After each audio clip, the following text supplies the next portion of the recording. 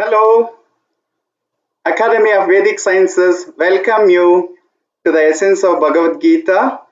Today we are on day 17.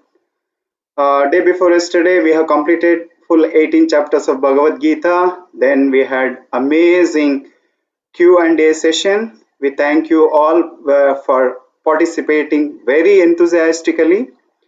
So as Bhagavad Gita concluded saying that Sarva Dharman Parityajya Mamekam Sharanam Raja, abandon all kinds of religion and just surrender unto me. So I shall deliver you from all sort of sinful, do not fear. This was the final message of Lord Krishna in Bhagavad Gita.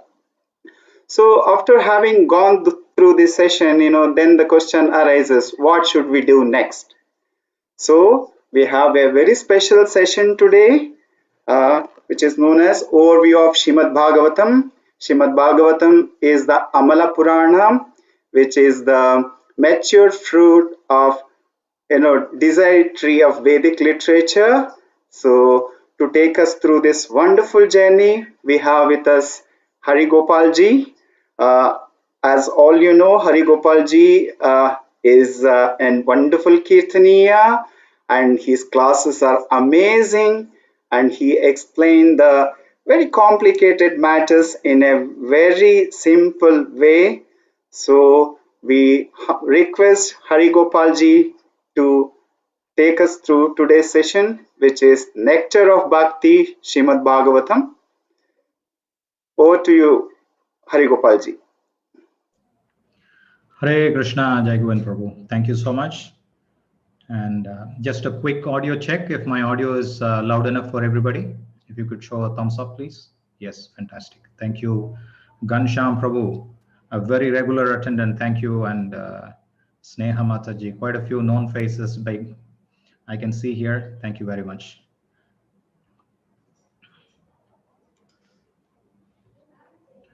All right, today we are on day 17, Essence of Bhagavad Gita session. The special session that we have today is an overview on the Srimad Bhagavatam. Again, we had a really fantastic journey of the 18 chapters of the Bhagavad Gita presented by His Divine Grace A.C. Bhaktivedanta Swami Srila Prabhupada, the founder Acharya of the International Society for Krishna Consciousness. He has also given very elaborate purports, the transcendental purports of Srila Prabhupada for the entire Srimad Bhagavatam. And what we're going to see today is an overview of the 12 cantos as to what is the subject matter that is being covered in the Srimad Bhagavatam. How is it relevant that we just finished the 18 chapters? And how are we going to move into Srimad Bhagavatam? And why Srimad Bhagavatam? That's really where we are going to be dealing with today. But before we begin the session, Let's begin with Mangalacharana, with our prayers to the Guru Parampara and all the wonderful assembled devotees here who have been very enthusiastically participating in this yajna of the Bhagavad Gita for the last several days. Om Ajnana Timirandasya Jnananjana Salakaya Chakshurunmilitangena Tasmai Shri Gurave Namaha. I was born in the darkest ignorance, and my spiritual master opened my eyes with the torch of knowledge. I offer my respectful obeisances unto him. Sri Krishna Chaitanya Prabhu Nityananda Sri Advaita Gadadhara Sri Vasadi Gaura Bhakta Vrinda Hare Krishna Krishna Krishna Hare Hare Hare Rama Rama Rama Hare Hare Hare Krishna Krishna Krishna Hare Hare Hare Rama Rama Rama Hare Hare Hare Krishna Krishna Krishna Hare Hare Hare Rama Rama Rama Hare Hare. While you're on mute, if you could all repeat this 3 times. Om Namo Bhagavate Vasudevaya.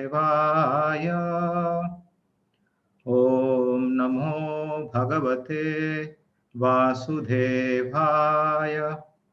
Om Namo Bhagavate Vasudevaya. O my Lord, Sri Krishna, son of Vasudeva, O all-pervading personality of Godhead, I offer my respectful obeisances unto you. Before we begin Srimad Bhagavatam, we offer our respects, which is mentioned right in the Srimad Bhagavatam itself in the verses 4 and 18 of the 2nd chapter, 1st canto, where we offer our obeisances to the presenter of the Srimad Bhagavatam, Srila Vyasadeva, Narayana himself, the Supreme Personality of Godhead, and the greatest of the rishis, of the sages, Naranarayana Rishi, and more importantly, Devim Saraswatim, who is the one who is in charge for education. So she's been very kind enough to give this. Narayanam Namaskritya Naranchaiva Narottamam Devim Saraswatim Vyasam Tato Jayam Udirayet Nashtaprayeshu Bhadreshu Nityam Bhagavata Sevaya Bhagavati Uttama Sloke Bhaktir Bhavati Naishtiki.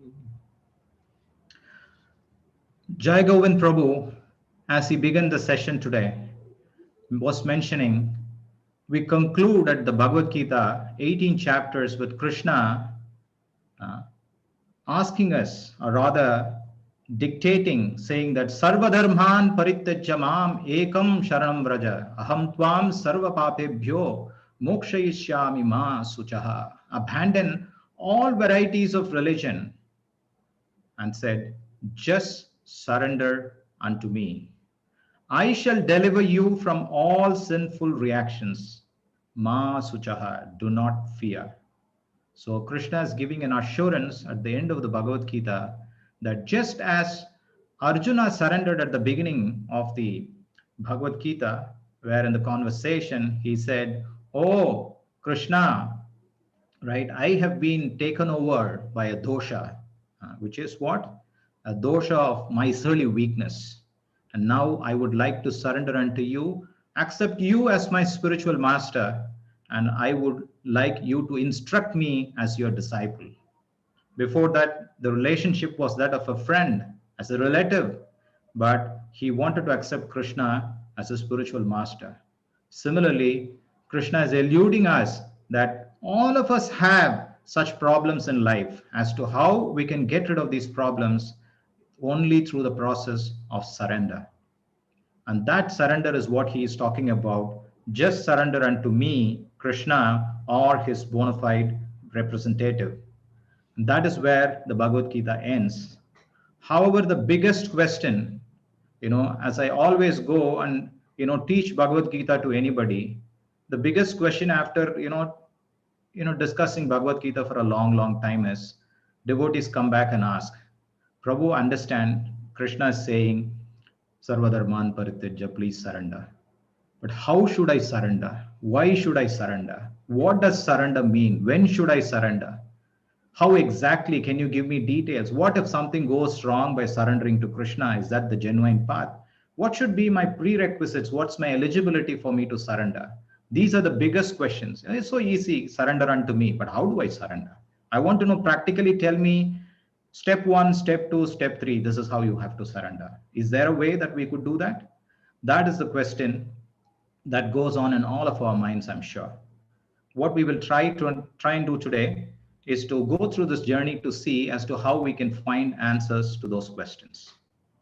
So just to give a context, Srimad Bhagavatam, Sukadev Goswami and Parikshit Maharaj, these are just like we had in the Bhagavad Gita. The conversation was between Krishna, the Supreme Personality of Godhead, and Arjuna, his friend and devotee. Here, this conversation is between Sukadev Goswami, the son of Srila Vyasadeva, who was specially sent to give this wonderful Akila Shruti Saramekam Adhyatma Deepam Atititi Shatam Thamoandam Sangsharinam Karunayaha Purana Guhyum Tam Yasasunam Upayami Guru Muninam. He says, Akila Shruti Saram Ekam. Akila means all. Shruti means all the ones that are received through the hearing process. Saram means essence, like we have the essence of Bhagavad Gita. Ekam means one.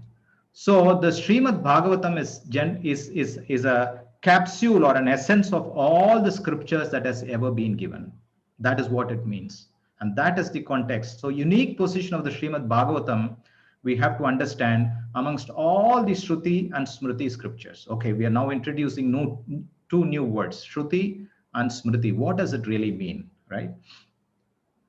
So let's go back to a little bit of history. This is a little busy slide, but don't worry about it. We will try and, as usual, decipher it.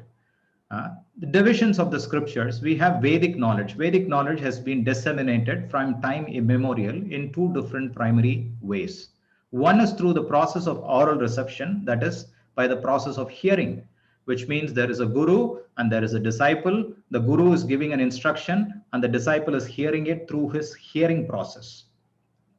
It's not written in a book, or it is not available on Google, or if it is not available on Kindle or anything like that. Just pure hearing process. It's called oral reception. And then there are also scriptures that have been given in written form. Like, for example, we hear that when Vyasadeva was dictating, Lord Ganesha was sitting down and actually writing down the Mahabharata, right? And the various scriptures. So these are scriptures that have been written down, from memory of when they heard it from, right? So we have Shruti and Smriti. So in simple words, Shruti means the ones which have been received through the process of hearing. The other one, the Smriti, is the one which have been composed by the sages. And there's a slight difference also, that the wordings may change from one yuga to the other. Slightly, the number of verses and so on might change. Like, for example, in Ramayana, we see a X number of verses there. But, the number of verses could always change from one yuga to the other as the Leelas expand. Now, let's go a little bit to understand what are the Shruti scriptures. We all know there are the 4 Vedas. So there are the Vedas, there are Upavedas, and then the Veda Angas means the supporting ones to the Vedas, right? Rig, Yajur, Sama, Atharva. And then, to expand or, kind of guide into these 4 Vedas, there are Samhitas, which are essentially like the mantras. And there are ritualistic explanation of the mantras, which is called as the Brahmanas. That is, how do you, in what sequence should the mantras should be chanted? Like, for example, the Vedic literature has the different sections, the Karma Kanda, the Jnana Kanda, the Upasana Kanda, and so on and so forth. So when each one of those Karma Kanda yajnas are done, how should the mantras be chanted? How should the ritual be presented, and so on and so forth? All of that is given in the Brahmanas. Then we have very deep explanations, which is essentially like decoding those mantras, because these mantras cannot be understood directly. You need somebody to explain to you so that you can understand these mantras as to what they really mean. So we have the esoteric explanation of the mantras, the Aranyakas.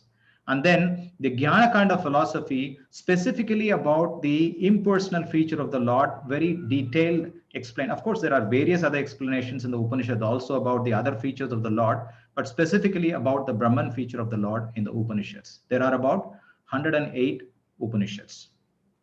Then, of course, there are the Upavedas. Like, for example, we have Dhanurveda. Dhanurveda means what? How to, the art of fighting, how the Kshatriyas had to fight. And then there was Ayurveda. We all know Ayurveda, right? As to how all of this has been given by the, process of Shruti itself. So the Lord has himself given all of these things. So Ayurveda is a process which has been given by the Lord himself, right? So like that, there are several other Vedas like Jyotisha and so on and so forth. And then we have Vedangas, the details of the rituals, how to pronounce, the mantras, right? What is the grammatical, nuances of those mantras, right? There are different grammar, like Tukrung Karana, one of those that Shankaracharya is alluding. Bhajagovindam, Bhajagovindam, Govindam, Bhajamudamate. Samprapte sannihite kale nahi nahi rakshati tukrungarane, he says. So tukrungarana is supposed to be one of the most difficult part of the grammar in Sanskrit, right? And then we have the etymology and nirukta, and then the meters. Like, for example, when we are chanting Purusha Chukta prayers, how we chant the Brahma Samhita prayers, right? Ishvara Parama Krishna Satchit Ananda Vigraha Anadiradir Govinda Sarvakarana Karanam. Like that, there are meters that are there. There are different meters by which different slokas or mantras can be chanted, so called the chandas. And then there is the Jyotisha, which is the the astrology or the astronomical science that has been presented. And then we have the Smriti Shastras. We know the Itihasas, which is Ramayana and Mahabharata. Essentially means historical facts that have been presented in Ramayana and Mahabharata. And then we have the Puranas. In the Puranas, we have the 18 major Puranas and then the 18 minor Puranas. Within the 18 major Puranas, there are three divisions according to Sattva, Raja, and Tamo. So there are Puranas which are in the Sattva Guna, Raja Guna, and Tamo Guna, like that. And then we also have Pancharatra. For example, we have the Narada Pancharatra, which explains how to do deity worship. If you go to a temple, the pujari is doing deity worship in a certain way. He shows the Deepa, the Dhupa, and then the various articles of worship in different ways. All of that is very detailed, explained in the Pancharatras. And then we have the tantras. Like, for example, if you want to achieve something, there are certain ways by which you can achieve. There are also, like, for example, black magic is also one of the tantric ways of doing it. There is also explanation about those, but of course for the positive, not necessarily for the negative ways of how people today use it, right? And then the ritualistic sutras, and then more importantly the six darshanas presented as Vedanta, Mimamsa, Nyaya, Vaisheshika, Yoga, and Sankhya, which are most important to, a lot of them are atheistic or not really pure bhakti, but they are explanations which needs to be understood for us to differentiate from what is real bhakti and what is not real bhakti. So these are the explanations given by Vyasamuni himself, Jaimini, Gautama, Kannada, Patanjali, which is the yoga. We all know Patanjali yoga. We have Patanjali products now, right? So that was originally by Patanjali, who was the one who propounded the Ashtanga yoga process or the Hatha yoga process. And then we have the Sankhya, which was given by the atheist Kapila. There are two Kapilas. One is the son of Devahuti, and then there is the other one who is the atheistic Kapila. Now, I'm already taking a deep breath. So many scriptures. I can't even understand what scriptures are there. How do I read them? Is one lifetime enough for me to read all of these scriptures, right? Do we have the time? Do we have the energy? Do we have the intelligence and the guidance for us to read? Do we even have a tutor who can help me read this? These are definitely questions that are, coming up in our mind. So what is that one thing? Can you make it simple? That's the question, right? So the Gaudiya Sampradaya, or this, if you see, these four important scriptures, or the, Srila Prabhupada called it 4 books are enough, right? There are so many scriptures. I want to know what is all there in all the scriptures, but I want to do it in a very easy way. Can we do it? He said, yes. So we have CC, which refers to Sri Chaitanya Charitamrita, which essentially is kind of a summum bonum of the Puranas, or the teachings that are coming through the Puranas are being presented there in the Chaitanya Charitamrita. We have Srimad Bhagavatam, which is the essence of all the Vedas, which is called Sarva Vedanta Sharam. It is the essence of all the Veda and the conclusion of the Veda. And then the deity worship and the various nuances of how one should perform deity worship explained through the Pancharatra is covered in the Nectar of Devotion, or the Bhakti Rasamrita Sindhu, as presented by Srila Rupa Goswami. And then we just concluded Bhagavad Gita, the 18 chapters. Gita is also called as the Gita Upanishad. Sarva Upanishado Ghavo, Dhokta Gopalanandana. So he says, all the Upanishads, if they were churned and if there was one nectar that came out of all the Upanishads, what is that Upanishad? That is the Gita Upanishad. Now, how does all these scriptures, why you said Bhagavad Gita? Okay, let me read Bhagavad Gita for 18 days. I thought I should get my results. Now you're introducing another version of, an expanded scripture, which is Srimad Bhagavatam. Do they have different conclusions? Why do I at all need another book, right? Again, these questions might come up. So the answer is that the conclusion, as we just saw in the Bhagavad Gita, was Sarvadharman Parityajya, that's just surrender unto me. That's the conclusion Krishna gave to Arjuna and to all of us. And then the conclusion of the Srimad Bhagavatam is that at the end it talks about Nama Sankirtanam Yasya Sarva Papa Pranashanam, that surrender unto the name of Krishna, that simply by chanting Hare Krishna, Krishna Krishna, Hare Hare, Hare Rama, Rama Rama, Hare Hare. This process, what can it do? Sarva Papa Pranashanam. It can destroy all the Papa, sinful activities that we might have committed, we might be committing, or we might possibly commit in the future. Everything will be completely coming to nil by this process of Srimad Bhagavatam. Dukkha Samanaha. Tam namami, so I worship Harim Param, worship the Supreme Personality of God. What did Krishna say in the Bhagavad Gita? He says, Sarva papebhyo mokshayishyami. He said, I will relieve you from all papa. What is Srimad Bhagavatam concluding with? It's saying, Sarva papa pranashanam. It will, destroy all papa. And then Sri Chaitanya Charitamrita, which is the postgraduate or the PhD study of the scripture, concludes again by saying, Trinadapi Sunichena Taroropi Sahishnuna Amanina Manadena Kirtaniya Sadahari. Again, it talks about Kirtaniya, chanting Hare Krishna, Krishna Krishna, Hare Hare, Hare Rama, Rama Rama, Hare Hare. So the conclusion of these scriptures are not different. They are in essence the same, which is Nama Sankirtana. Now the question is, if the conclusion is the same, why again another two scriptures, so many volumes of books should I read? Can I just keep with Bhagavad Gita? The answer is yes, you can just keep with Bhagavad Gita. But we definitely need help. Why do we need help? Because we live in a very special age called Kali Yuga. What is Kali Yuga? There is the Satya Yuga, Treta Yuga, STD, remember? I was mentioning about STD, Satya, Treta, Dwapara, and then the last one is Kali Yuga. Right? So in Kali Yuga, there are some special qualities that we have. What are the qualities? That is described right in the Srimad Bhagavatam. It says, Prayena Alpayushaha. The first good quality is Alpayush, which means we don't live for long. Right? We live very short, only for 100 years. They're saying 100 years, but even if you, normally people live anywhere between 60 to 80 years, 90 years, like that. If somebody lives for 100 years, then they will be in the headlines of College Times or Gulf News, like that. 100 years. Recently, there was somebody passing through our airport, and there was mentioned, 121 years. Immediately, it was there in complete all social media. 121 years somebody lived. So it's very, very special if somebody lives for 120 years. In Dwapar Yuga, people lived for 10,000 years. In Treta Yuga, people lived, in Dwapar Yuga, people lived for 1,000 years. In Treta, they lived for 10,000 years. In Satya Yuga, they lived for 100,000 years.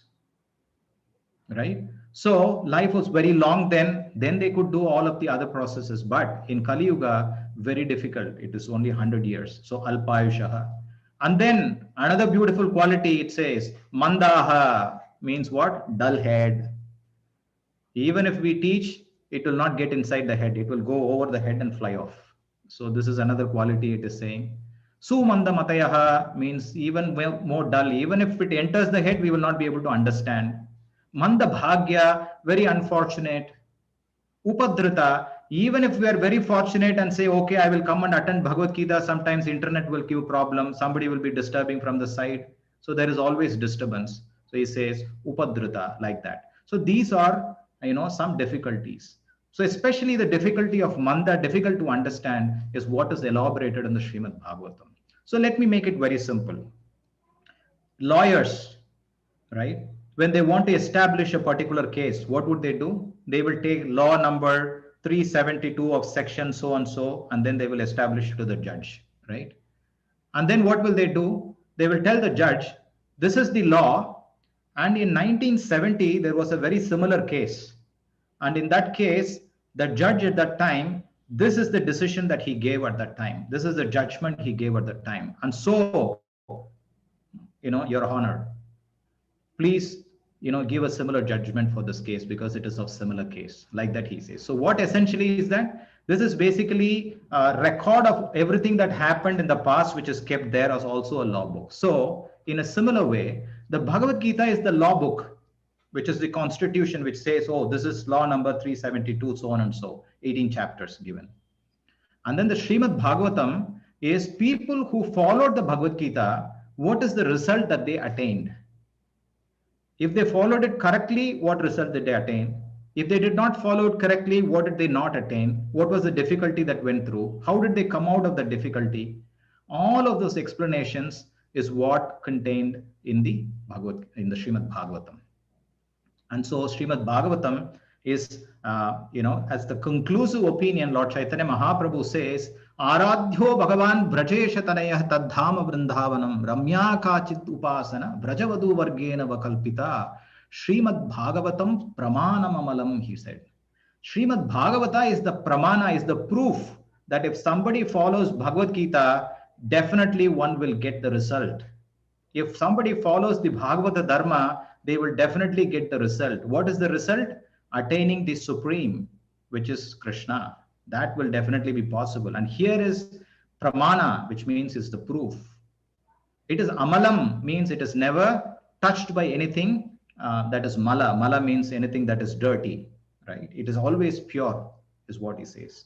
And what did it come to give? He says, Prema Pumartho Mahan. It came to give the greatest of the great, which is Prema Puma Artho, which means to give love of God. That is what it came to give. Sri Chaitanya Mahaprabhu Matamitam. This is the religion of Sri Chaitanya Mahaprabhu, who was none other than Radha and Krishna, or Krishna himself. So Krishna himself is saying that Srimad Bhagavatam is the pramanam, or the proof. Now, what does Srimad Bhagavatam reveal? It presents the whole subject matter in three simple ways. It first alludes to establish the Sambandha Jnana. Sambandha means what is relationship. Okay, I am here in this material world. Why am I in this material world? Where did I come from? If I came from God, what is my relationship with God? What am I supposed to know, supposed to do if I have to go to God? This process is called as Sambandha, right? Understanding the relationship between God and us, this relationship is called as Sambandha, right? And then the next is, okay, I know that my relationship with God is that I am a servant of God. Now, how do I do service? That is called process. And that is what Srimad Bhagavatam is going to explain. Srimad Bhagavatam is going to explain the process of doing devotional service, how to surrender. When I was beginning my session, I was saying how to surrender, why, and so on and so forth, several questions. Those are the questions that are being answered, which is called technically as Abhidheya. And then it finally also tells that by following this process, what is the goal that you will achieve, which is called Prayojana. What Prayojana is this? What will I get out of this? What's in it for me? This is what is being explained here in the thing. And where does it explain this? Right in the first 3 verses of the Srimad Bhagavatam itself, it explains the subject matter straight to the point. This is the beauty of Srimad Bhagavatam. Srimad Bhagavatam, by the way, I'll come back to that previous slide again, is 18,000 verses. This is just 18 chapters that we went through, 700 verses. Now we have 18,000 verses here. 335 chapters. We probably need 301 full year to do this entire Bhagavatam session if we want to do it like this. Yeah. Are you all ready for it? You want to do a 335-day session? No, I was just kidding. So there are 12 cantos, right? Which means 12, huge sections and huge books, right? Now, Srila Vyasadeva was thinking, people who begin to read the Srimad Bhagavatam, will they complete all the 18,000 verses? What if they don't complete all the 18,000 verses? Will they not get the message what I wanted to convey? So he thought, I will give the entire message in the first 3 slokas itself. And he gave the message in a very capsulated form in the first 3 verses itself. So he said in the first verse about the relationship, in the second verse, he gave the process, and then in the third verse, he gave the result. So relationship, process, and result. What is the relationship? He says, Janmadhyasya yatonvayad itaratastarte shobhigyashvarat thene brahma hridaya adikavaye muyanti yat surayah tejo vari mrudam yatha vinimayo yatra trishargo amrusa dhamna svena sada nirasta kuhakam satyam param dhimahi. He said, this is satyam param. This is the absolute truth, he said. Who's the absolute truth? Om Namo Bhagavate Vasudevaya. The son of Vasudeva, he is the absolute truth. Why is he the absolute truth? Because Janma Adi Asya Yataha. Because he is the cause of everything that is created, both material and spiritual. How is he related to it? Anvayad Itarataha. He is both directly associated and indirectly associated with it. And what is his nature? He is Swarat. He is completely independent. He is not controlled by anybody. And he is abhijnaha, completely cognizant. So all of these explanations are given. Now, I know it is all going over the head. Don't worry about it. He gave it in a very capsulated form, which is going to expand in 18,000 verses, right? But see how wonderfully he has given the entire truth in just one verse, the Sambandha Jnana. And in the second verse, which is the most important verse, he says, Dharma projita kaitava, please give up all false religions. Now, what did Krishna say in the Bhagavad Gita in the last verse? He says, Sarva dharman parityajya. Please give up all other dharma, he said. Same thing is being repeated here. He says, Dharma projita kaitava. All types of motivated religion have to be given up. Motivated means what? Anything that you are doing for your own satisfaction or your own purpose. You have some motivation to do some yajna. Oh, if I do this yajna, I will get more wealth. If I do this yajna, I will, get this kind of protection. Like that, people do different types of yajna. Or sometimes if I do this yajna, I will go to the moon planet. Ravana was doing one yajna. He wanted to build a staircase all the way to the Swargaloka. Right? That is what he wanted to do. He said, why should I get a different body and do tapasya and everything? I will build a staircase so everybody, entire family can go. And similarly, one person is also building a company called SpaceX. They want to build, instead of a staircase, they will build an aircraft which will take them to Mars planet and things like that. So like that, we see that different people are doing different religions with different motivations. So Srimad Bhagavatam is advising, or rather demanding, that give up those religions and fix on one religion which is called Paramo Dharmo Stapitaha, he says. And then finally it says, what is the result that you will get? He says, Pibata Bhagavatam Rasamalayam, you will drink nectar. What kind of nectar is this? This is a nectar which has been touched by a sukha bird. Sukha means what? A parrot. If you've seen a fruit, a normal fruit which is ripened in the tree is there. After it got ripened, if a parrot goes and pecks that fruit, it will become even more tastier. Especially guava, have you seen? The red guava. If the parrot pecks that fruit, it will become even more tastier, right? So he says, like that, the parrot, like Sukadev Goswami, has touched it through his lotus mouth and he has given it. So it is very, very tasty, is what he said. So this we have already seen. What does Srimad Bhagavatam really contain? Let's understand this, right? By the way, the purpose of today's presentation is in no way trying to cover the 12 cantos, 18,000 verses in elaborateness, or even the philosophies that is being it's just impossible for somebody to discuss this in 1 hour's time. What we are trying to achieve is, wow, is this something there? Is so interesting. is so much explained in this. How can I be a part of it? Is it even possible that one can read this? Is it even possible that one can understand this? Right? So, just to create and evoke interest within us, oh, yes, it is possible. There are people, even in today's age, who have written it, who have understood it, who are explaining it day in and day out. So, yes, it is possible. So, just to create an interest is what we are trying to do here. So, in the Srimad Bhagavatam, how did this 18,000 verses come about? These 18,000 verses came about just from 6 questions. There were sages such as Srila Vyasadeva himself and several other great personalities who were assembled in a place called Naimasaranya, who were headed by the greatest of the sages, which is Suta Goswami. And they asked 6 questions to Suta Goswami. We will be seeing those 6 questions now in the next few slides. And the answer to those 6 questions in elaboration is what formed the Srimad Bhagavatam, the 18,000 verses. And by the way, most of these scriptures are generally questions and answers. We see that Arjuna is asking questions and then Krishna is answering those questions, right? And then Srimad Bhagavatam is also the question answer type, like how all of you are asking questions and then we are trying to answer those questions. Yesterday we had a wonderful session where there's so many questions being sent in and we were trying to answer those questions. And then what else is given? There's a little bit of a history of the Srimad Bhagavatam given. There is also the important description about Maharaj Parikshit, who is the hero of the Srimad Bhagavatam in that sense. He is the one who received and invited the great personalities such as Sukadeva Goswami to come in there to give him. So there is a description about his birth and activities. Now we quickly jump into the 6 questions. What is the ultimate good for the people in general? Question 1. The interesting part of it is the question says it doesn't say what is good for people. It says what is the ultimate good, what is the final good for the people in general. And the second question, explain the essence of all scriptures.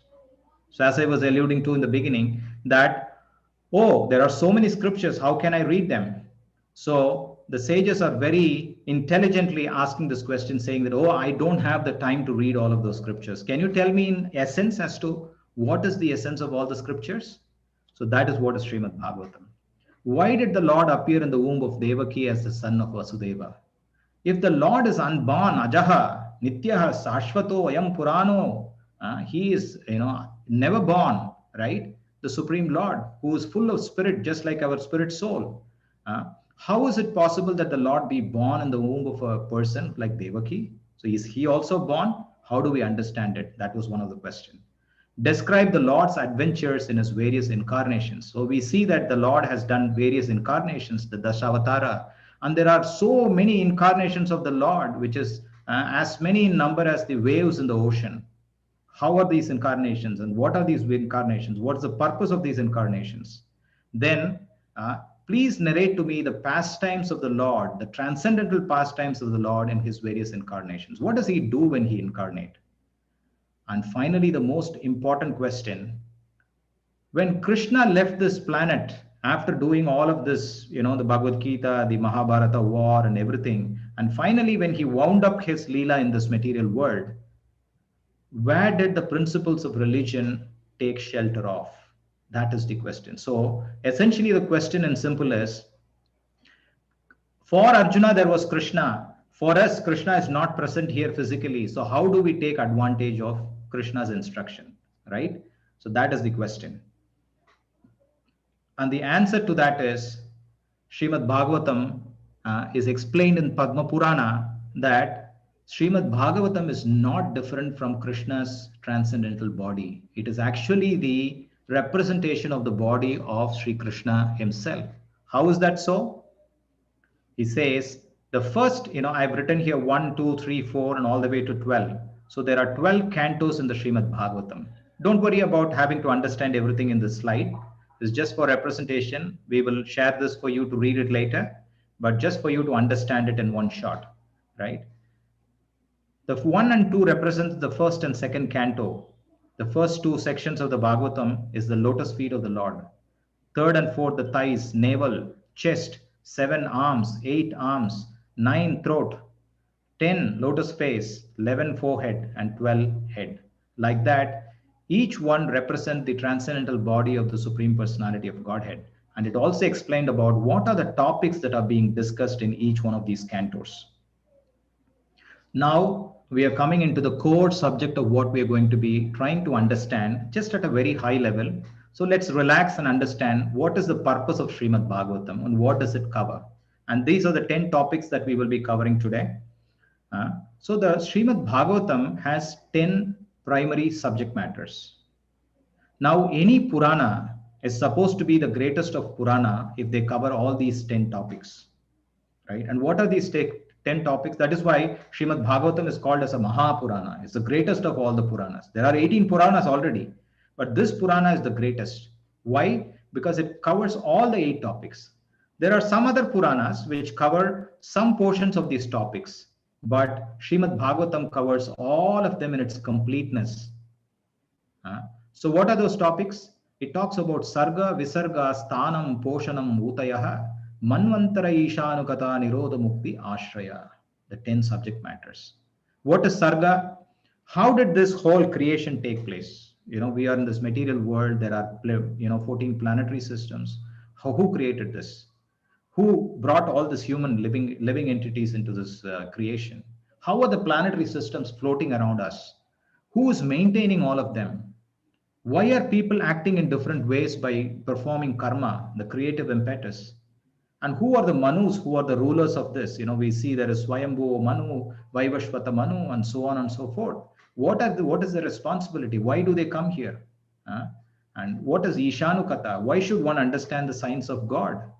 And finally, when dissolution happens, that is when the whole pralaya happens and the entire creation is destroyed, what happens to people? Some of them get liberated, which is called mukti. And then how does mukti happen? It happens by taking complete shelter at the Supreme Personality of Godhead. This is what is explained. Now, the purpose of the Srimad Bhagavatam is only the subject matter, 10th subject matter, which is Ashraya, or the supreme shelter. Why? Because in Bhagavad Gita, that is what he said. He says, Sarva Dharman Parityaja Mamekam Sharanam Vraja, he said, you surrender unto me. But for us to understand and come to that point, all these 9 subject matters are explained, which is elemental creation, secondary creation, planetary systems, and so on and so forth, and the 9 chapters, and then preparing us to understand the 10th subject matter. Okay. Now let's look at each one of them in a very simply understandable fashion. Yeah. What does Sarga mean? Right. Sarga means elemental creation. Now let's understand how the Supreme Lord creates this whole material world. Right. Now we all know that Krishna is there in his abode. His abode is called as Goloka Vrindavan. Everybody knows that he is in Goloka Vrindavan, right? So Krishna, first he expands himself into Balarama. Now there is no difference between Balarama and Krishna. Krishna is black, Balarama is white. That is the only difference. Otherwise, both of them are as good as each other. They are as powerful, right? And then Balarama expands himself into 4 features, which is called as Vasudeva, Sankarshana, Pradyumna, and Aniruddha. These 4, which is called as the Chaturvyuha. Okay. So Krishna, and then we have Balaram, and then Balaram expands into Chaturvyuha, and then again expands into Vasudeva, Sankarshana, Pradyumna, Aniruddha. And from Sankarshana, there is an incarnation that takes place called as the Purusha incarnation, or the Karana Udaka Shayi.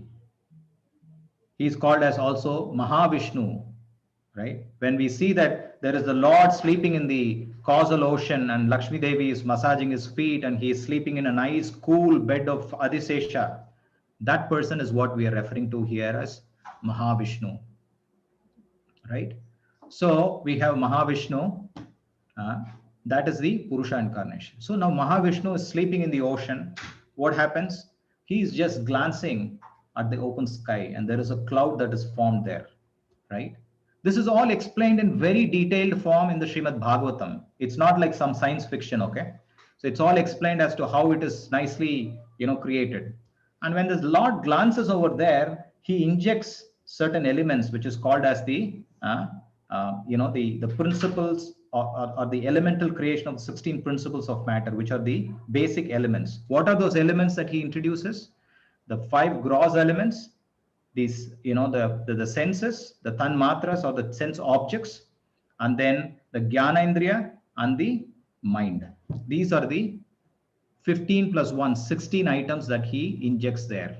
And then there are, the other 8 other principles we join. So for us to understand, the whole creation at the initial stage has 24 elements, which is 5 senses. We all know 5 senses, right? Pancha Mahabhut, Pancha Tanmatras, Jnana Indriya, Karma Indriya, Man, Buddhi, Ahankar, mind, intelligence, false ego, and then time. All these 24 elements put together is what forms the initial creation. And then when the creation has taken place, the Lord has expands himself into another form, which is called as Garbhodakashaya Vishnu.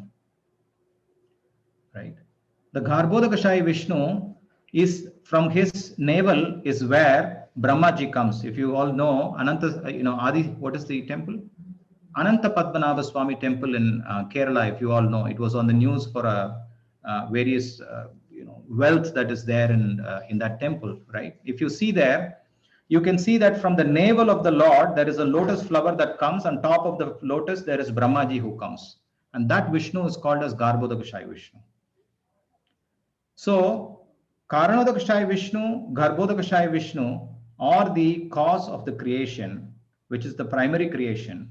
And then we have Brahmaji, who is the cause for the secondary creation. And that is what is Sarga and Visarga.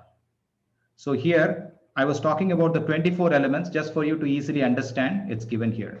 So we have the 5 basic elements, which is earth, water, fire, air, ether. We already saw that, right? The 5 basic elements, Pancha Mahabhut. And then we have form, smell, sound, taste, and touch. Tanmatras. Jnana Indriya, eyes, nose, ears, tongue, skin. What does it mean, Jnana Indriya? Oh, the eyes is there. The eyes can give you knowledge. What knowledge does it give? Oh, it looks at this, says this is a mouse. By just looking at it, the eyes can say this is mouse. Oh, this one is Rasgulla. Of course, there's no Rasgulla in front of me. But by just looking at it, it can say, it can acquire some knowledge, right? So this is called Jnana Indriya. And then there is Karma Indriya. Now, my eyes has told that this is Rasgulla. Then it will tell my hand, pick up that Rasgulla and put it inside your mouth. So that is Karma Indriya. That is, we will be able to use our arms to actually make a function, right? After we acquired the knowledge. So this is the function of the Jnana Indriya and the Karma Indriya. And then the mind says, oh, such a nice Rasgulla. It's got some nice rosy taste and things like that. And the intelligence says, oh, we should make this Rasgulla again and again and things like that. Like that, this is a whole function working together. The 24 elements working together is how forms the various activities in this material world.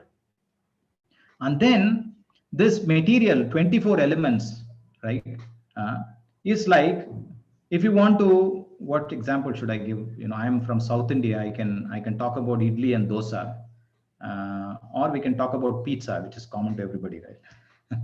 So if you want to make a pizza or if you want to make a dosa, you need ingredients. What do you need? You need a little bit of rice, you need urad dal, and then you will have to grind it, put it in the, prepare all the ingredients and everything, right? And then what happens? Somebody, just by preparing all of these items, it doesn't mean that the next day morning there is going to be a dosa or idli. Somebody has to make the dosa. Somebody has to put it in the, oven or, the vessel and actually make the idli or dosa, right? That function is what is being done by Brahmaji. What Brahmaji does is, Krishna gives him all the elements. He puts all of the elements together and then he conducts the whole, material world. That is what Brahmaji does, and that is called as Visarga, right? So what he does is, he uses the 3 modes of material nature, which is the Sattva, Rajas, and Tamo, and he assembles the universal ingredients, the 24 elements that we talked about. He puts them all together and he ensures that it does, work in a very, very structured, perfect engineering. That is what is his job, right? It's like, let's think about a car. A car has about 34,000 parts, right? A car has 34,000 parts. Now, just having 34,000 parts in your house does not make a car. You have somebody has to put them together, assemble them, and run it like a car. And that is what Brahmaji does. He is the perfect one who can assemble and create a car, right? So that is what Brahmaji's job is, and that is called as Visarga. And then what does he do? There is the Lord also creates planetary systems, which is called as Sthanam, right? What is Sthanam? Why Sthanam is required? Sthanam means, can you see this picture? I know it's a little small, but try and see if you can see it. We see that there is, if you can follow my mouse where it reads Garbhodaka ocean, and then there is the Mahavishnu or, the Garbhodaka Shai Vishnu who is sleeping there. From his nabi, there is a stem that grows, a green color stem. On top of that, there is Brahmaji. And then there are some planets, which are shown like circles, and there are some stars and things like that. Now we can see we are in Bhuloka in the center where it says Bhuloka, Earth planet, which is called the middle planet here. And then on top of that, we have Bhu, Bhuvaha, Mahaha, Janaha, Tapaha, Satyam. And then below Bhuloka, there is Atala, Vitala, Sutala, Talatala, Mahatala, Rasatala, Patala. All these, if you count, there are 14 planetary systems. All these 14 planetary systems put together is called as a Brahmanda. A Brahma Anda. Anda means like an egg. So egg-like structure is there where there are 14 planets that are floating. Brahma is sitting on the top and managing everything, and Garbhodakashai Vishnu is just supervising everything. This is what is called one universe. Like this, how many universes are there? There are millions and millions of universes. In every one of the universe, there is a Brahmaji, and then there is a Vishnuji there. And then there is a Shivji also. There is a Indra there. There is a Chandra there. Like that, you can see that Lord Shiva is there. Mother Durga is there. Everybody is present there in every yuga. Like, so these are the planetary systems. Why are these planetary systems created? Because the living entity, he did not want to serve Krishna in the spiritual world. He wanted a place where he can enjoy separately from Krishna. Krishna said, no problem, I will create you a place where you can enjoy. And that is the material world that he has created. I hope my voice is okay. I saw that everybody's video kind of froze and went away and came back. Is my audio okay? Can somebody feedback?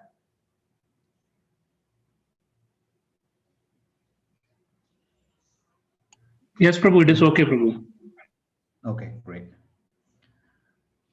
All right. So we saw that there are the material world where the different planets are created. So that is called as the primary sthana, or the place where you can live. Now, the next thing is, one sthana is the the house, but then we need a body, right? The Atma is there. The Atma needs a body where it can go and sit. So what kind of variety that Krishna has given? He has given 8,400,000 species of life. This is explained in the Vishnu Purana. It says, Jalajan avalakshani stavaraha lakshavimshati krumaya rudra sankyakam trimshad lakshani pasavaha chatur lakshani manushaha pakshinam dasalakshanam. If you add all of them together, that is 84 lakh species of life. So there are 84 lakh different varieties of body that one can get. Why so many varieties? Simple. There are three modes of material nature. So if you make 3 into 3, 9, 9 into 9, 81, and then the last variety about 400,000. So for every category, there are roughly about 100,000 species of life, except for the human category. So you can see that there are 8,400,000 species of life that has been created. So these are the varieties in which one can. Why so many varieties? Also because if you want to enjoy, like I said on the other day, you like to eat and sleep. So he says, okay, no problem. I'll give you the body of a bear. 6 months you eat and 6 months you sleep, like that. So different varieties of bodies. And then what does the Lord do?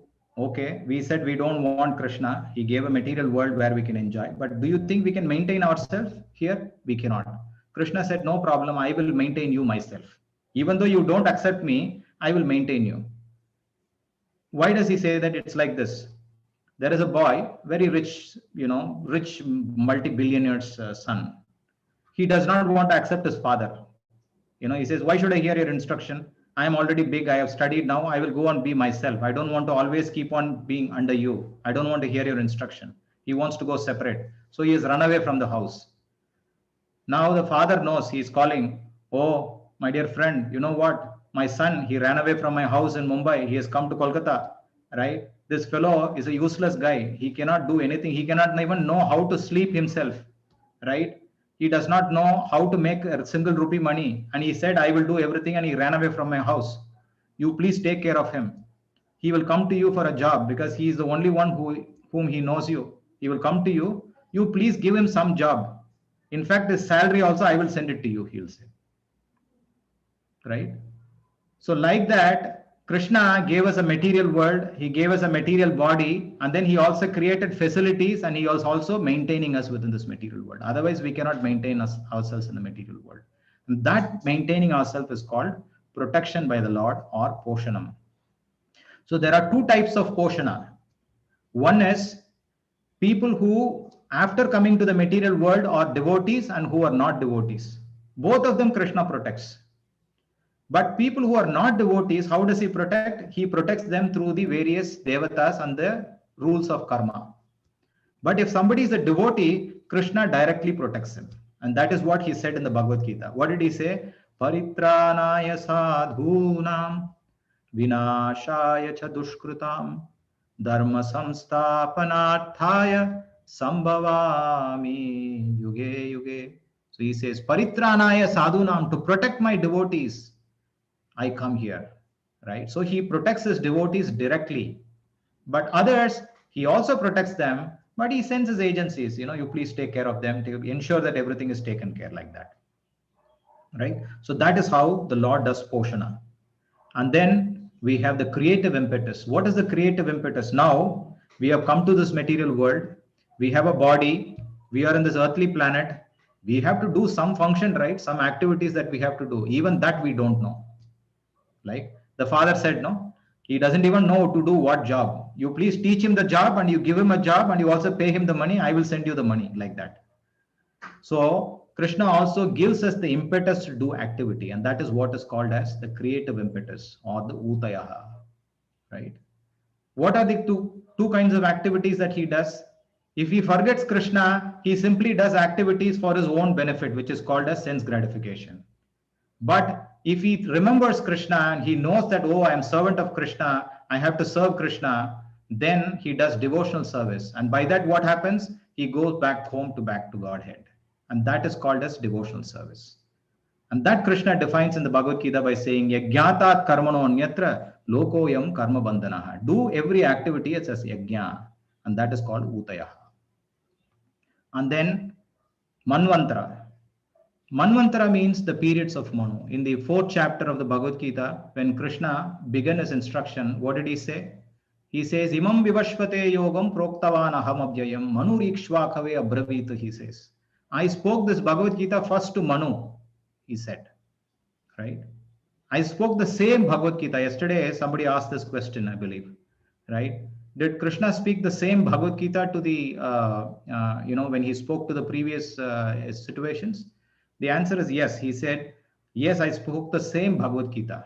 The number of verses might have been different, but the subject matter was not different at all. He said, I spoke the same Bhagavad Gita to Manu. So Manu received the Bhagavad Gita and he gives it to everybody, right? And that is the job of Manu. And then he also ensures that everybody is regulatedly working according to those instructions that are given in the Bhagavad Gita. And then how he expands his work as Manu Samhita. We all know Manu Samhita means they are the instructive books for how Manusha, the word Manu also comes, how we got the word Manusha for us is because of Manu, right? So the Manusha, how they have to act, that is given in Manu Samhita as instructions, right? So if somebody accepts that regulated path that is being given by Manu, then what do they attain? They attain Vaikuntha. If they reject it, what happens? They become bound in this material world, right? Now, when they accept and they want to understand more about it, they can understand this by understanding the incarnations of Krishna, which is called as the signs of God. Isha Anukata. Krishna says in the Bhagavad Gita, Janma Karma Chame Divyam. He says, my birth my activities are all transcendental. If one understands that his activities are transcendental, then they will not take birth again in this material world. Punarjanma naiti mameti, so Arjuna. O Arjuna, they will not take birth again in this world. But if they don't understand that Krishna's birth is transcendental, and if they think Manushim Tanumashritam, that Krishna is also like us, he is also a human being, if they think like that, Punarapi Jananam, Punarapi Maranam. Punarapi Janani, Jhadare Shayanam, Iha Samshare, Bahudustare, Kripaya Pare, Pahi Murare. Like that, Shankaracharya is singing, Bhajagovindam, Bhajagovindam. So, how can we get this faith about the transcendental nature of the Lord? How to know about the incarnations of Krishna? That is why Srimad Bhagavatam is there. So, the purpose of Bhagavatam is for us to get faith about how great Krishna is. So, this entire subject matter that is being presented in the first 9 cantos of the Srimad Bhagavatam is to explain the greatness of Krishna. How great Krishna is, what are all the things that he can do.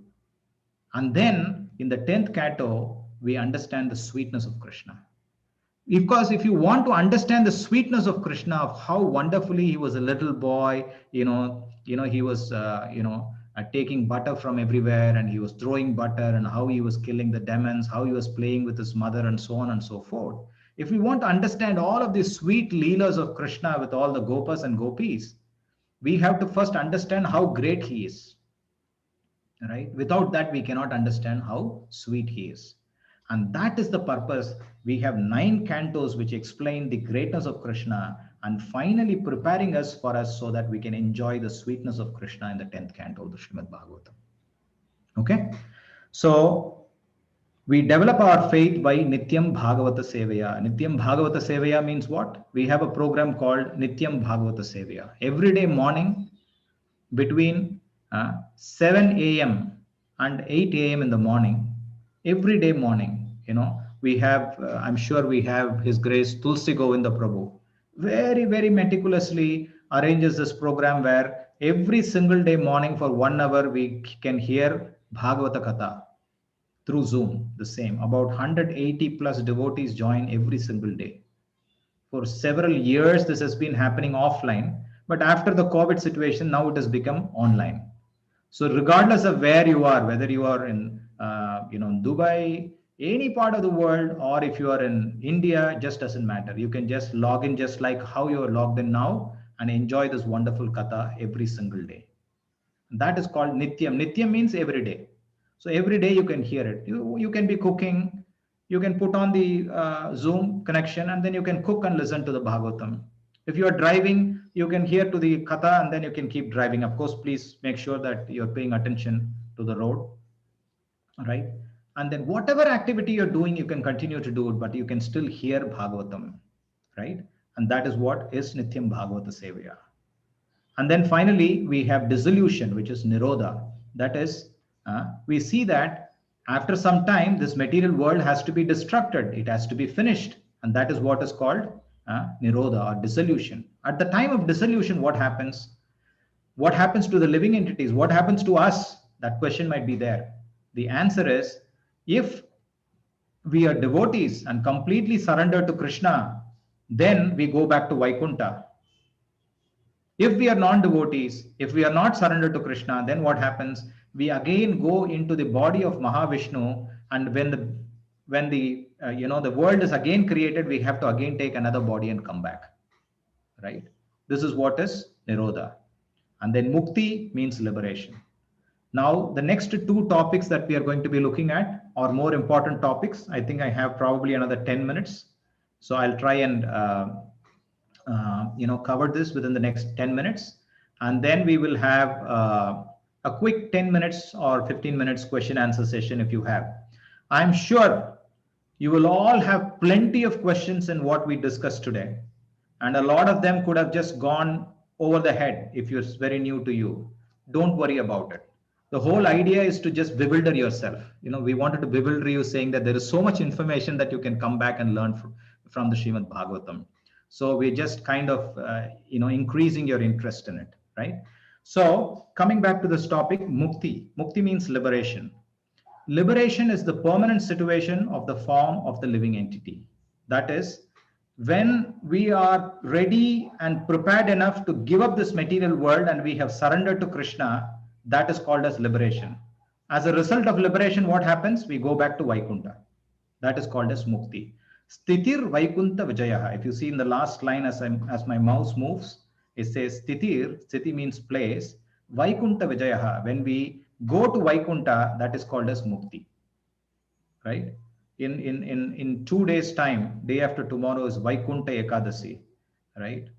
It is very famously known as Vaikuntha Ekadasi.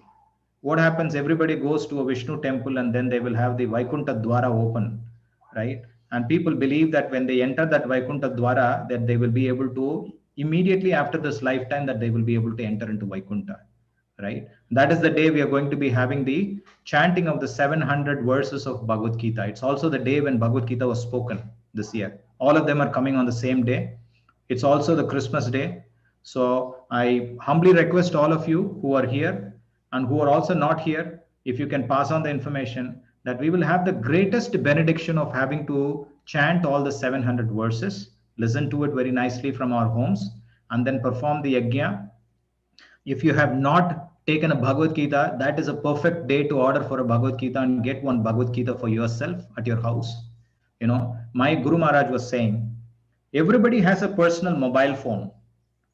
They have a personal everything. Why don't you have a personal Bhagavad Gita, right? Bhagavad Gita is supposed to be the manual for every living entity. Why don't you have a personal Bhagavad Gita? That's what he said. So I humbly request that everybody orders for a Bhagavad Gita, and if you can get it on that day, it's very, very auspicious. So that will give us liberation. However, that is what is explained here. Ultimate welfare activity, according to the instructions of Manu, receive mercy by his divine incarnations and personally or in its literary form. This is very important. Now, we don't have Krishna personally present here.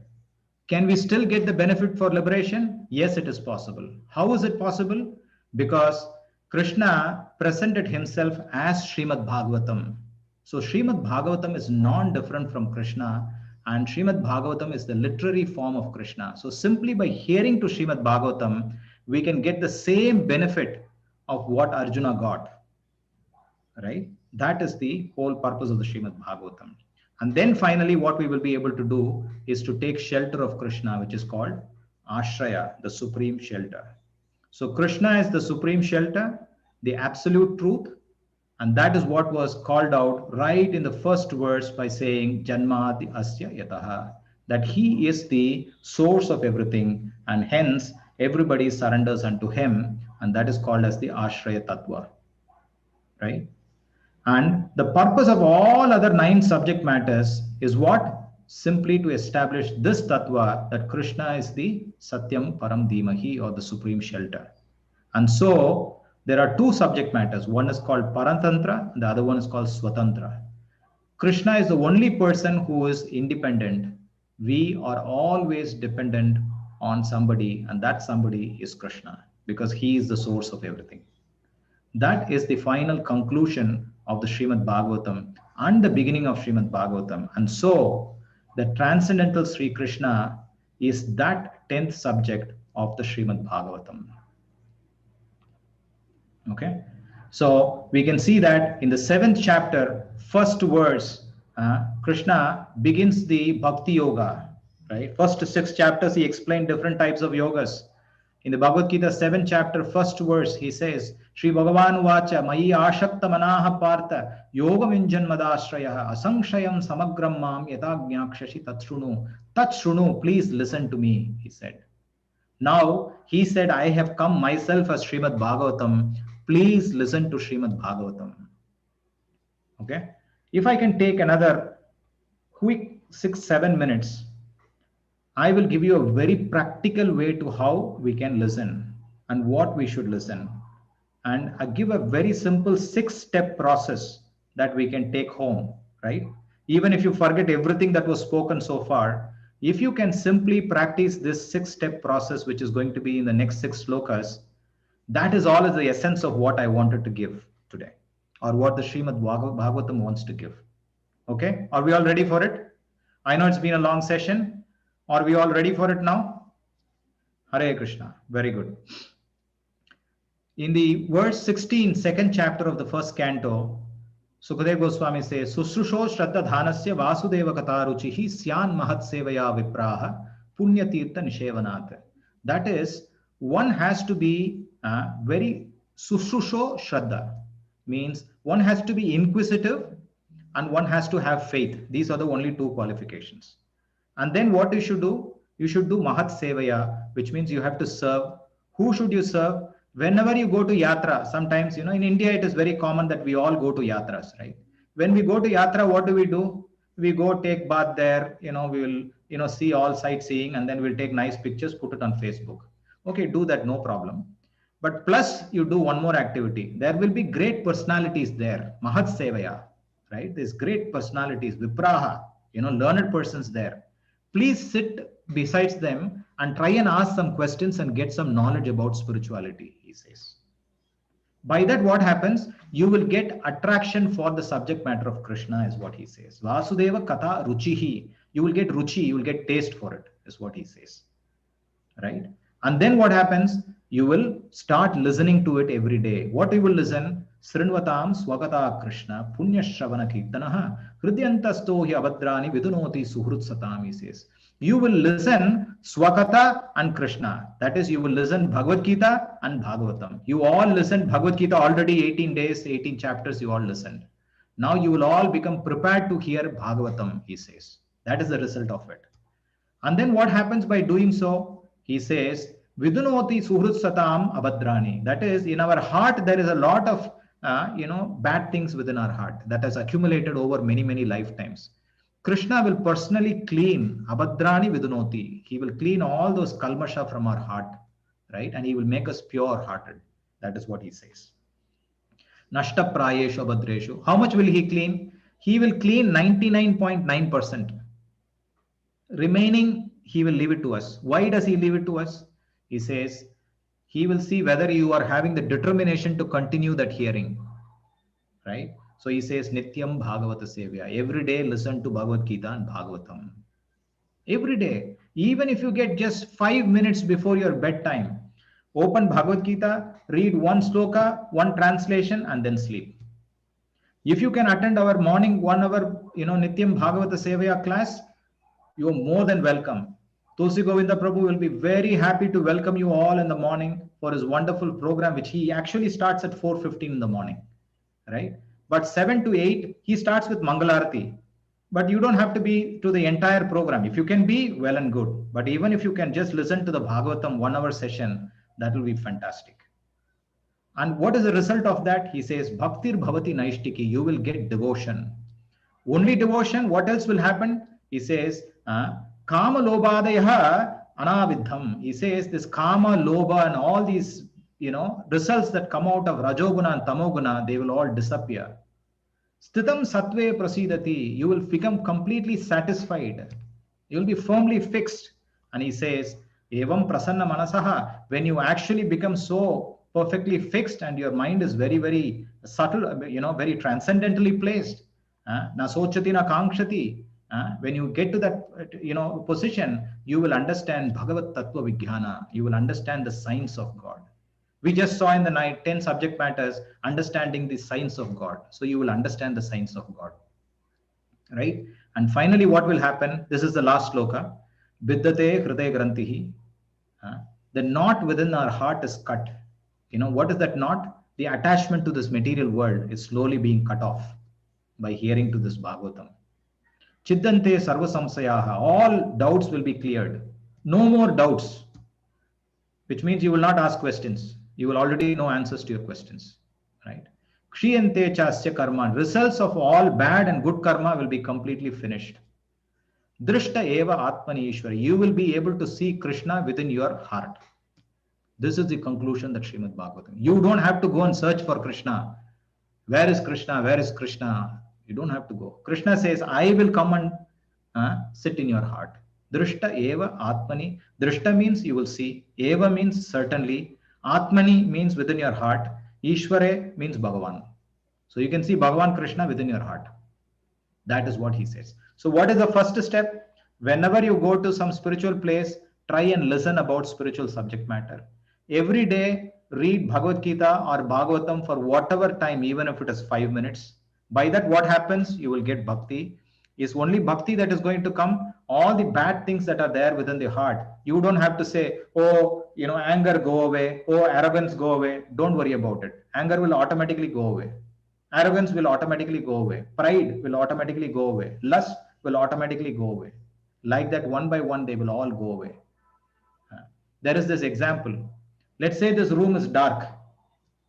If I say darkness, go away, go away, go away, will the darkness go? It will not go. What should I do? Simply switch on the light. Automatically darkness is gone. Similarly, in the morning when sun comes, automatically night is gone, right? When the sun is raised, night is gone, day has come. Like that, Krishna Surya Samana. Krishna is like sun. Srimad Bhagavatam is Krishna. So Srimad Bhagavatam is like sun. When sun light comes in, darkness automatically goes away. That is the understanding. Okay. So that is what is the conclusion of the Srimad Bhagavatam. I'm just going to take 2 minutes. These 4 slokas are the most important verses of the Srimad Bhagavatam. If we read these 4 verses, it is as good as reading 18,000 verses. How many of you are game for it?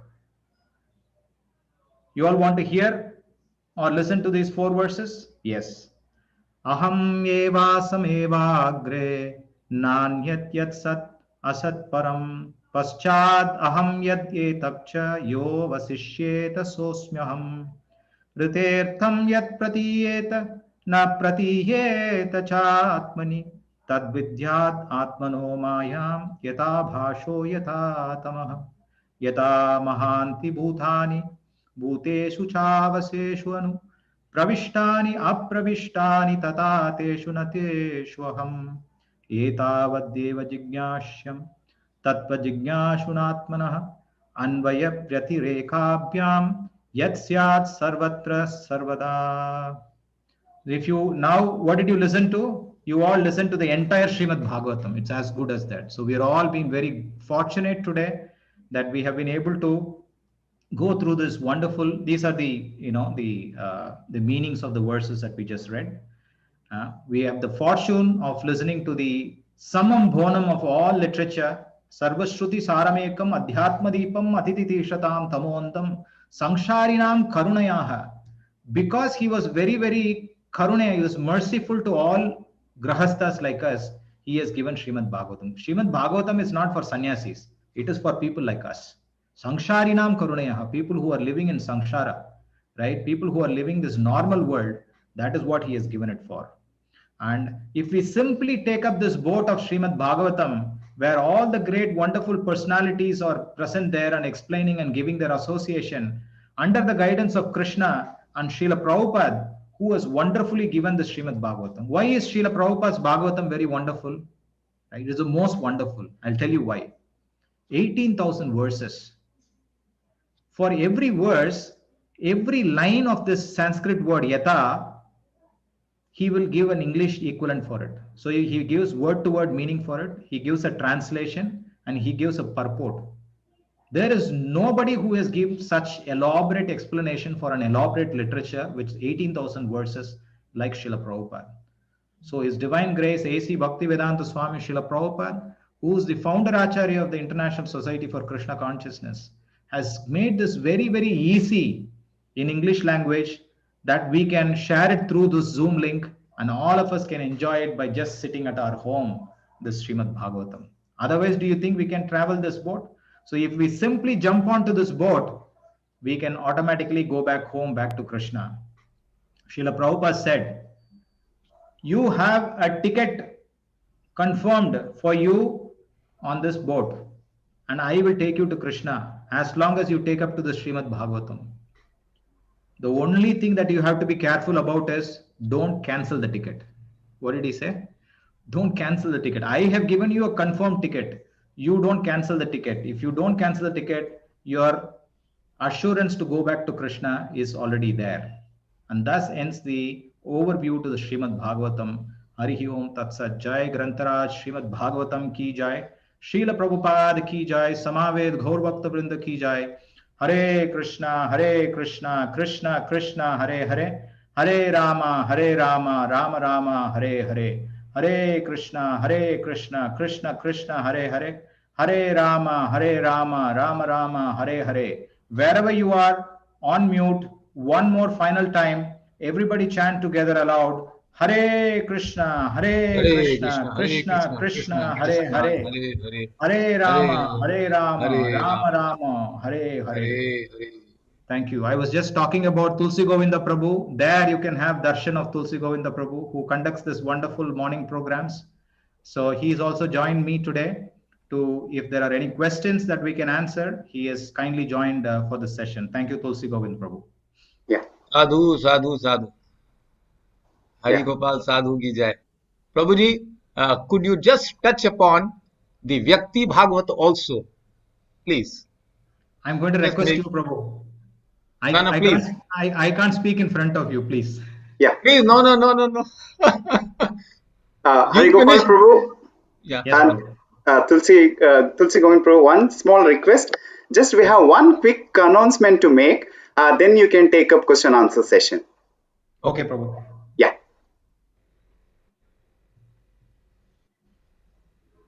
We have how many more minutes? Yeah. Hare Krishna. So as Hari Gopal Prabhu was mentioning, we all should have a copy of Bhagavad Gita. If I think how many of you have got your copies? If not, please get in touch with us. Ebook to gift at gmail.com, or you can get connected with us on 9199522595511. So you can see on the screen.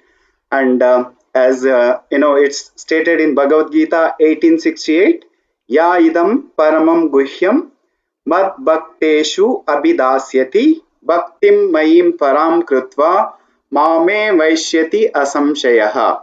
For one who explained this supreme secret, the pure devotional service is guaranteed, and at the end, he will come back to me.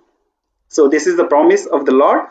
So we all should have Bhagavad Gita, and if we have, we should donate to others. It's a perfect day, the day after tomorrow is Gita Jayanti. So please take a vote, just buy a copy for yourself. If you are having, just donate it to your friends, relatives, and you encourage everyone to do the same thing. Thank you. Over to you, Hari Gopal Prabhu and Tulsi Prabhu. Jai. Hari Gopal Prabhu, can I request you once again? Prabhu, I am not conversant with that topic, so I would kindly request that either you can speak about it, or if Jagjeev Jagannath Prabhu wants to speak. Yes, sure, humility. If I want to show what is a Vyakti Bhagavat, you have Hari Gopal Prabhu sitting there. If you look at him, he is the Vyakti Bhagavata. I mean, there are Granth Bhagavatas, there are Vyakti Bhagavatas. Okay, so Granth means the literary incarnation of the Lord.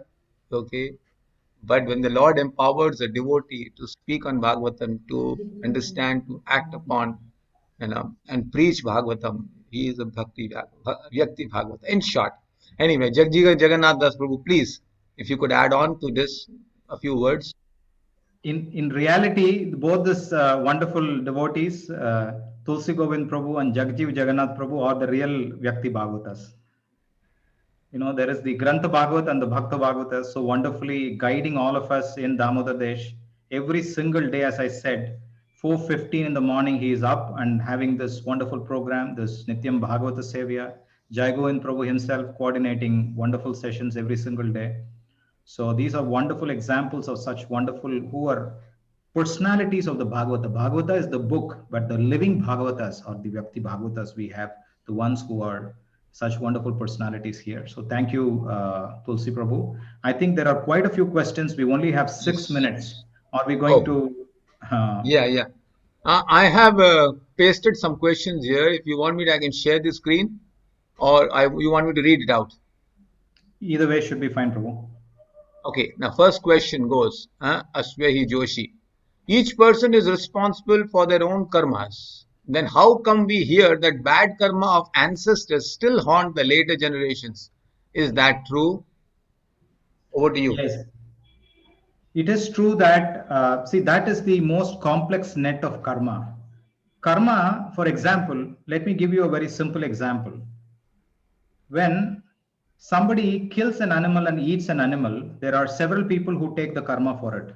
The person who killed the animal, the person who cooked the animal, the person who served the animal. In fact, the person who was within 5 meters of when the killing of the animal was taking place and he couldn't stop the killing of the animal, all of these people take karma. So even if there is an indirect association of action with that person takes karma. So that is the complexity of karma. But then whatever that portion of karma or percentage of karma that one takes is what he will have to go through, not the entirety of what the original person did. That is my understanding of the subject. Good answer. Very sweet, short answer. Like, for example, a Praja doing any pap karma, the Raja has to take a portion of it. Yes. Am I right? Absolutely. Because he is the one who could have stopped that particular karma, because as a leader, one is supposed to lead him in the right way. And if they did not do it properly, then he has to take that karma. Like, for example, if a child is doing a karma, a bad activity, if the father had trained him nicely, then he could have not done that bad activity. So the father also takes a percentage of that karma. Yeah. So absolutely Okay. true, Prabhu.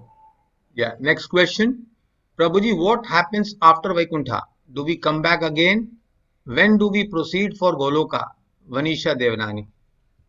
Well, Vaikunta, the word Vaikunta means the word Kunta. There are two portions to that word, which is called Kunta and Vai.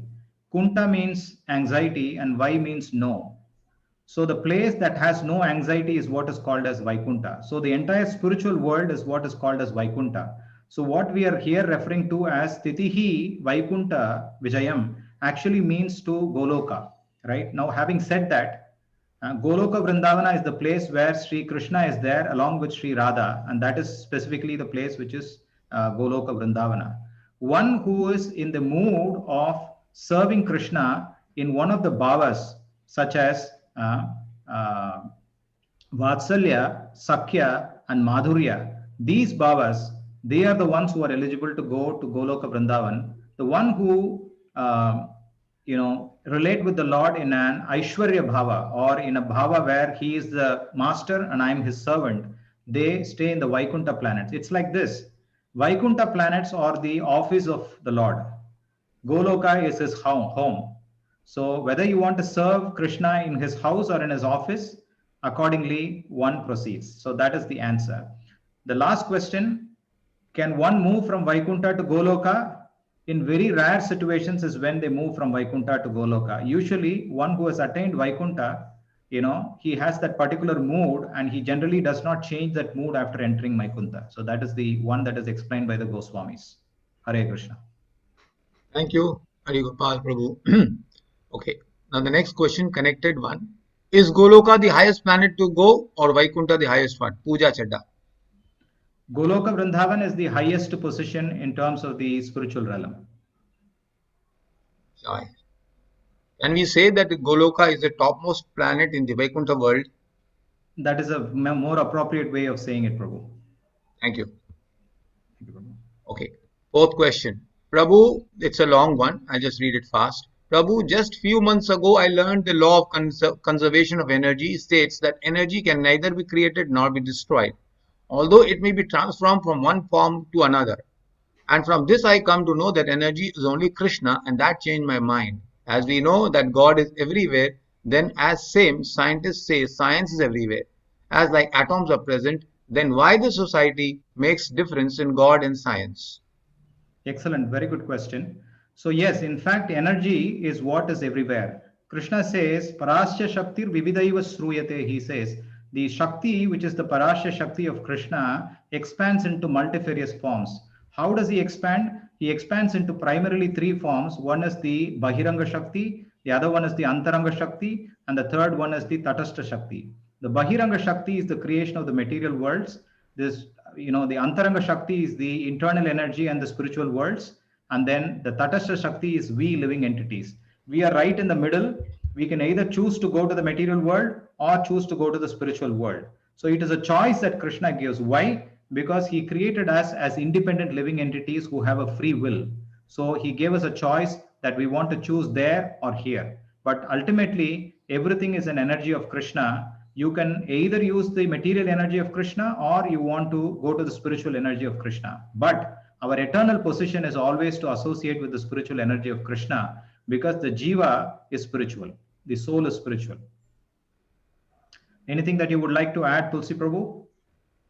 No, that was enough. We are running short of time, as you said, That's what enough for an answer. Okay.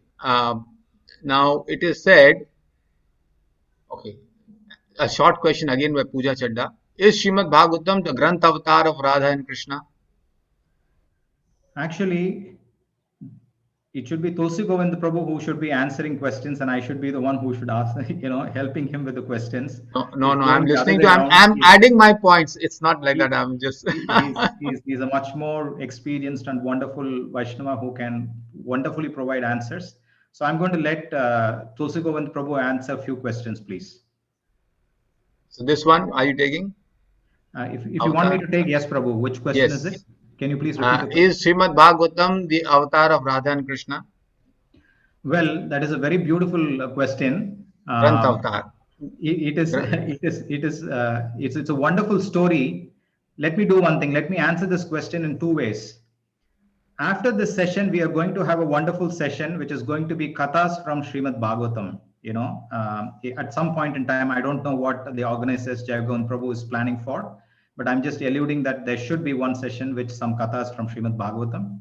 We will explain the entire story of how Radha and Krishna's personal parrot, which is Sukha, the one who took the form of Sukadev Goswami and actually produced Srimad Bhagavatam for the purpose of Parikshit Maharaj's ultimate destination. So yes, Radha and Krishna personally instructed Sukha, their own personal parrot, Radharani's parrot, to take the form of Sukadev Goswami and give Srimad Bhagavatam for the Kali Yuga people. So in that sense, yes. Thank you. Okay, now the next question, if you answer, then this question which you answered will be completed. I will put that last question now. Are both Radha and Krishna one soul? Rinki Garg. I think you need Baba for that to answer. I'm going to request Tulsi Prabhu to answer that question. I am not a Baba at all. Yes, Radha Krishna ek tanu hai. ठीक है. Radha and Krishna were one, they separated, and then again they came as one as Chaitanya Mahaprabhu. In short, okay, when we say Srimad Bhagavatam is the Granth avatar of Lord Krishna, it also implies Radha is there. But Radha in the literature is not mentioned openly because there are certain reasons to it. Why Shukdev Goswami did not mention the name of Radha there? Only in one case, indirectly he is mentioned. In short, we can answer this in details when you come and join our Nityam Bhagavata Sevaya. We have question answer session every day, every morning. Thank you so much. Hare Krishna. Now I have a few more only. Are 14 planetary systems or many, but there are 14 important ones? Krishna Niranjana. Oh, again, nice question. These 14 planetary systems that I talked about is, we call about our planet as the middle planetary or Bhumandala. Each mandala has many planets in it. Like that, every mandala, for example, the place where Lord Brahma is there is called as Satya Mandala or Satya Loka. In Satya Loka, one of the lokas is Brahma Loka. Like that, there are so many lokas within the each mandala. So there are 14 mandalas. In each mandala, there are various planets. So totally, there are about 14 mandalas within the one Brahmanda. So that's the answer. Planetary system. One mandala means planetary system. 14 planetary systems, right? Yes. The entire thing is called planetary system, but in each mandala, like for example, in the Bhuloka, Bhumandala, there are so many varshas. We have Ilavrata Varsha, we have so many varshas, 7 varshas are there. And then there are Bharata Varsha. So Bharata Varsha is typically the Earth planet that we are talking about. Yes. 14. Okay. 14 levels of planetary system. Yes. Okay. Now we have this. Okay, Prabhuji, it is said we need to detach from material world and attach with Lord Krishna. Does it also mean we need to detach from family and loved ones? Otherwise, we will never be completely attached to Lord Krishna. Rinki Garg. Okay, the answer is we have to first understand what is detachment. Detachment means detaching the concept of anything, whether it is family or people, in separation from Krishna. That is, let's say I have my family, my daughter is sitting right in front of me. Do I love my daughter or do I have to detach from my daughter? No. My daughter is also engaged in Krishna's service, or my son is engaged in Krishna's service, and then my wife is engaged in Krishna's service. If all of us are engaged in Krishna's service, then we are a very happy family. We are all together. Why should I detach from them? So, detachment does not mean aversion. We don't create aversion. We still have affection to our family.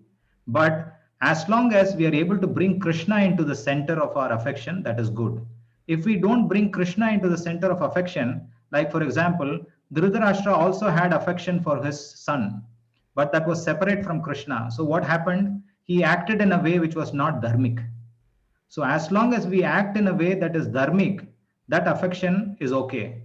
But if it is not dharmic and if it is taking us away from the Krishna being the center, then that attachment is not a good attachment. That's my understanding and the answer. Tulsi Prabhu, would you want to add anything? Yes, though the time is short, but if you are giving me, I will just add definitely. First of all, the question is very good, a very frank answer, a frank question from someone, and it is very common. People do ask. We do have a wrong notion about Vairaga and about this thing. So Vairaga means detachment, means Vishesh Raga, special attachment, that is spiritual attachment. So the spiritual attachment between the two souls is love, prema, or attachment to Lord Krishna, the super soul, soul and the super soul, soul with the soul. This type of relationship, attachment, spiritual relationship is known as love. But if we are attached only to the body, the present life, and after that we don't care where the soul is, this is attachment, the material attachment.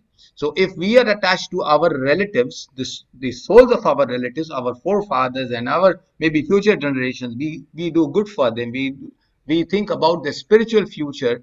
That is a loving spiritual relationship, Vairaga, Vishesh Raga, the special attachment.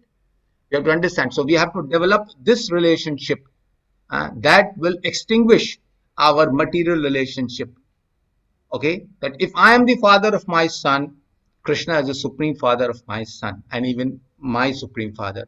So we are ultimately there. I am playing the role of a father here. Okay, so my job is to introduce my son to the real father so that he can go back home, back to his real father, and no more, you can say, living in this material world, changing fathers again and again and again, millions of times. So if I play my role as a father of connecting my son to the Supreme Father, my wife to the Supreme Father, then I'm playing that role. I'm representing Krishna here. I hope that the answer could be very wide and very big one, but just to summarize it. Hare Just Krishna. one interesting question. How long does Brahma live? It's a very interesting question. The simple answer is Brahma lives for 100 years, but his 100 years is not the same as our 100 years. Huh? So one day of Brahma is being explained in the Brahma Samhita and various other places. One day of Brahma is equivalent to 1000 yugas, the Mahayugas.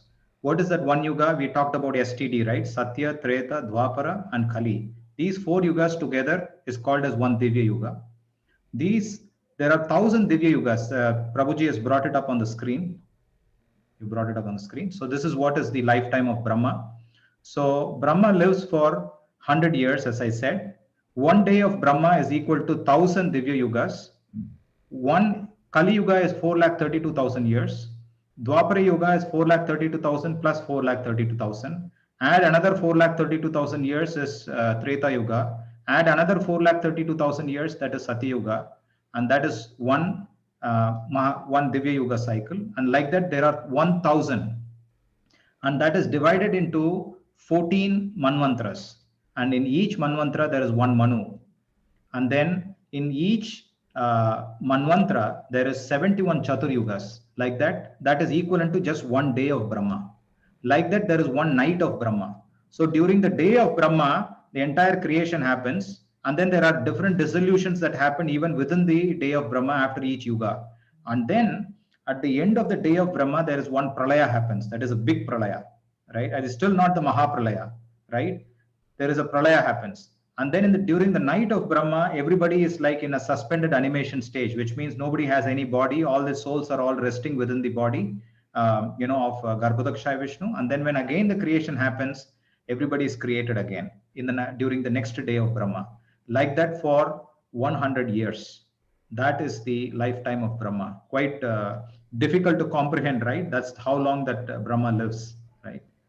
All of this is very clearly explained in the scriptures. It is there in the Garuda Purana, it is there in Padma Purana, it is there in Markandeya Purana, it is there in several places. There is wide descriptions about it. Okay, over. Thank you, Rugopal. I have 2 or 3 questions if the time permits. What do you say?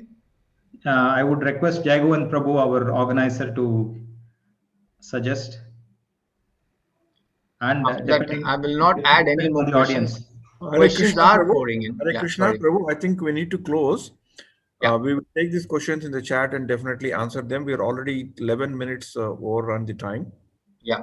So if you don't mind, Tulsi Prabhu. And Tulsi Prabhuji, thanks a lot. Our respectful, humble obeisances to you. You have graced the occasion for this Srimad Bhagavatam course. So thanks a lot. Thanks a lot, Hari Gopal Prabhu. Take care. Take care of your health. Take care of your everything. And sorry, I have to intervene and stop this because we are running out of time. We'll definitely have more such sessions by the blessing and the mercy of the devotees. Hare Krishna, Krishna Krishna, Hare Hare, Hare Ram, Ram Ram, Hare Hare. Thank you, Jagjeevan Jagannath Prabhu. His Grace Hari Gopal Prabhu ki jai. Yeah. Hare Krishna. So tomorrow we are having Bhagavad Gita overview again, all 18 chapter summaries.